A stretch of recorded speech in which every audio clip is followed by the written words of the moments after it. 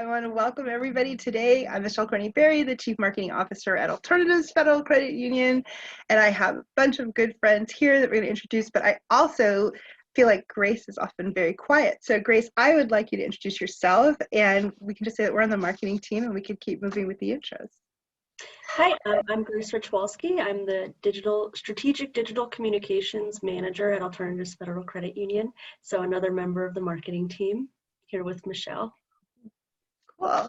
And Alternatives is really pleased to welcome our guests. We're so glad that Kathleen was able to get us Heather Saffer. So I want to read Heather's bio, say a little bit about Kathleen, and then kick off talking about this amazing Recharge and Connect Small Business Conference. So Heather Saffer is a dynamite superstar. She's the founder of Dollop Gourmet, a better-for-you dessert company that produces vegan and gluten-free, low-sugar frosting sold in major retailers across the country. Heather graduated from SUNY Brockport with a degree in psychology and got her entrepreneurial start as the founder of the nation's first create-your-own cupcake bakery. Heather has demonstrated success by winning Food Network's Cupcake Wars, getting multiple offers on ABC's Shark Tank, showcasing her products on QVC, and authoring 2 best-selling cookbooks, the Dollop Book of Frosting, Simon & Schuster, F&W Media, and Crazy Easy Vegan Desserts, Sterling Epicure. As a successful entrepreneur and self-taught baker, Heather has been featured in Forbes, People Magazine, Huffington Post, USA Today, Inc., Oprah, Hallmark Channel, Steve Harvey Show, and Sirius XM. Heather sold Dollop Gourmet in 2019 to, and is it MyMac Glaze Limited, an international leader in the gourmet icing industry. Heather's current focus is on helping leaders and entrepreneurs through her speaking consulting business, along with pursuing her passion for raising money for rescue animals through heatheranddonald.com. So that's just an amazing resume. We're going to get to Heather in just a second. We're meeting Heather because of our amazing Kathleen Clark, who is our Director of Small Business Development here at Alternatives Federal Credit Union. Kathleen is very modest like Heather, but I'm just going to say briefly, she's one of the most caring people that we know.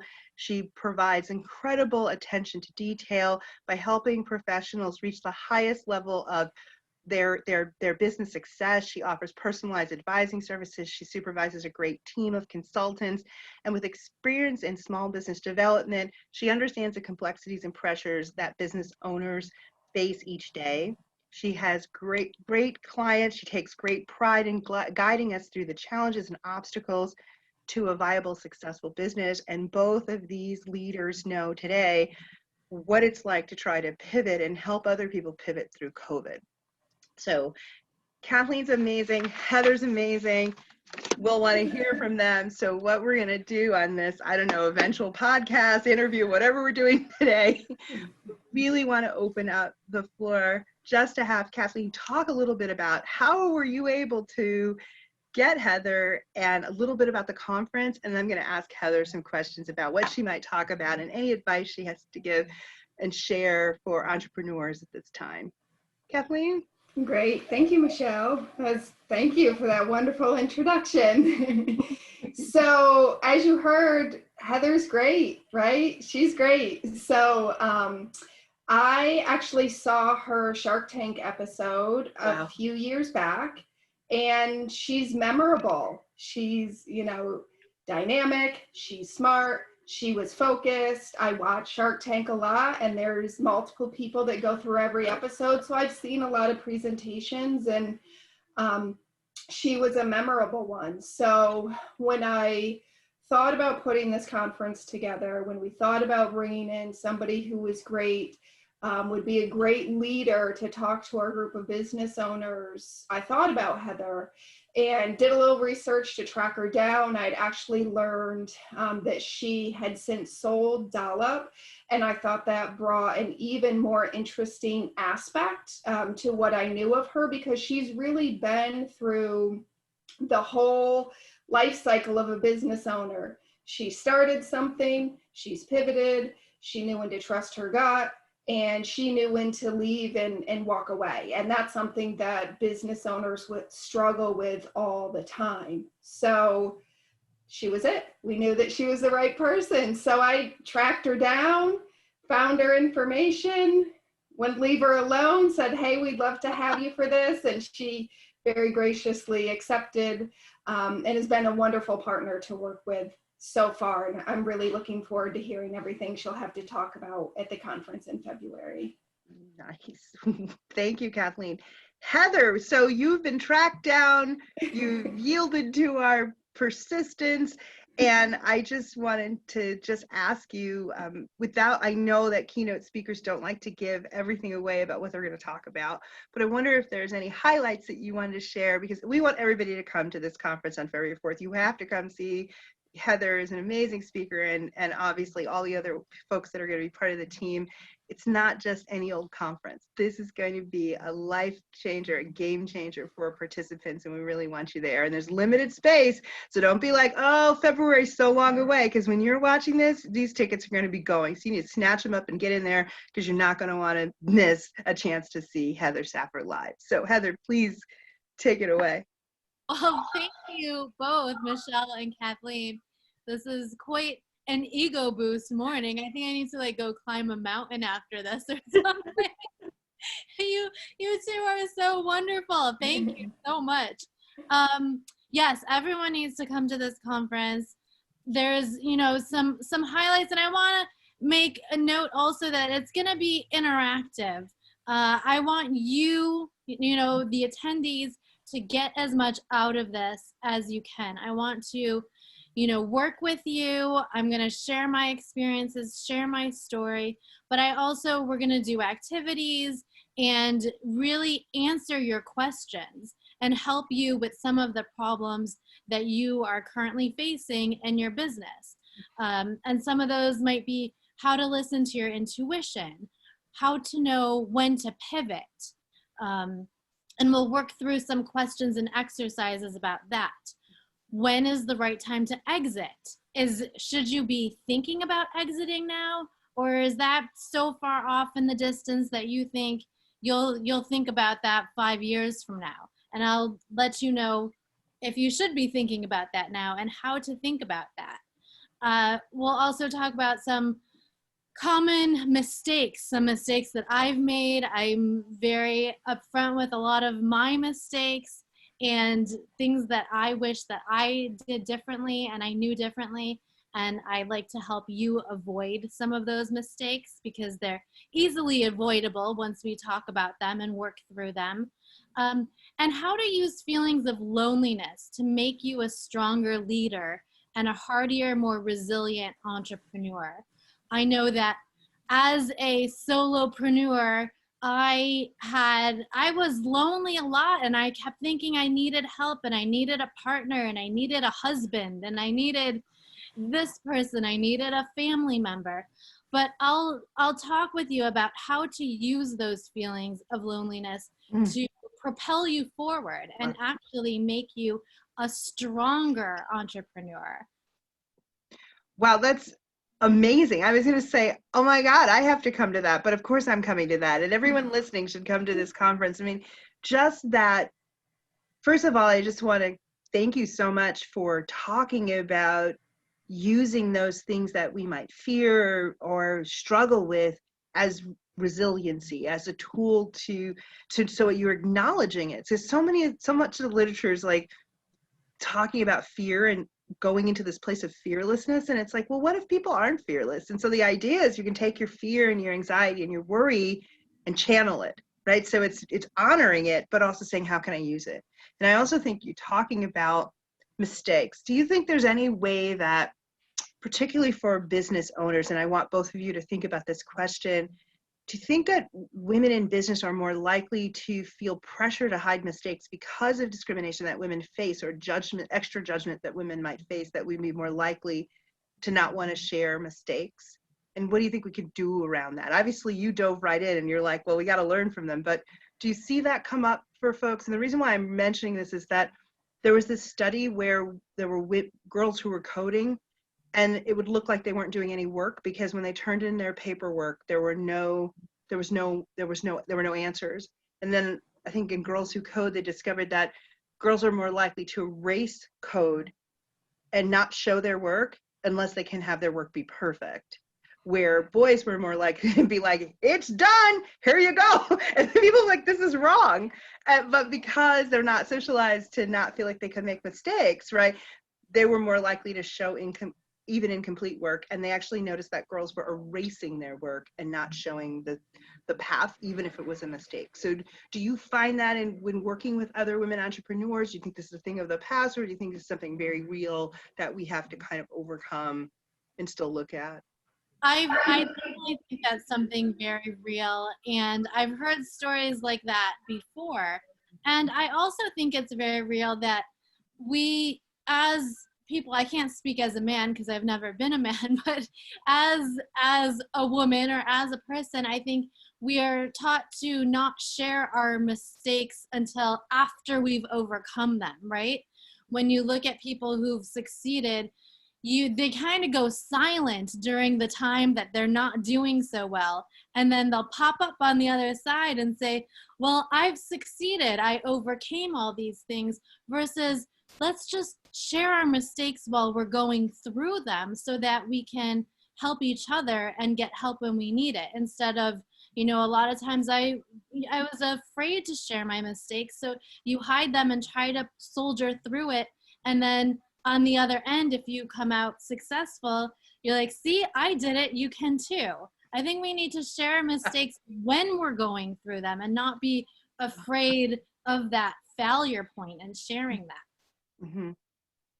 Thank you, Heather. I would agree with that. I definitely agree. And excuse me, certainly something we see a lot in our advisor team and the clients that we work with. I think our female entrepreneurs, we have a lot of weight on our shoulders, and we're still playing many different roles in our lives, right? We're moms, we're sisters, we're caregivers, we're whatever. And so I think in addition to not feeling comfortable to share our failures, our mistakes, we also don't feel like we really have time to make them. Because we have so many other pressures going on. And the thought of being upfront about those, like Heather said, sharing them as they happen, leaning on one another, that's also another aspect that's woven into the conference. One of the great things we have happening is you'll see some local great businesses being featured, and those business owners participating on panels, talking to us about some of the mistakes they've made along the way, sharing, how they overcame them, what they did, who helped them through that. And so I think it's important that we're looking at doing that all the time, and we're not waiting, as Heather said, until we pop up on the other side, like, oh, look at me now, Right. Everyone wants to position themselves as an expert. Right. And if you're an expert, then that must mean you've got it all together.